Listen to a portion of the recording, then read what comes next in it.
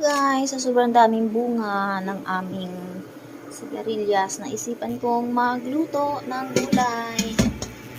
Ito guys, yan sigarilyas, tapos alugbate, at ito ko siya isasahog,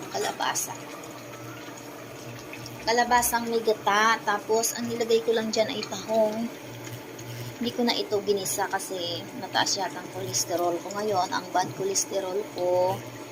Kaya hindi mo na ako nagisa, pero ito, isa din ito sa nagpapahilo sa akin ang gata. Kaya kunting kain lang ako nito mamaya. Sa daming gulay sa aming paligid. Ang kulang lang talaga oras para magluto.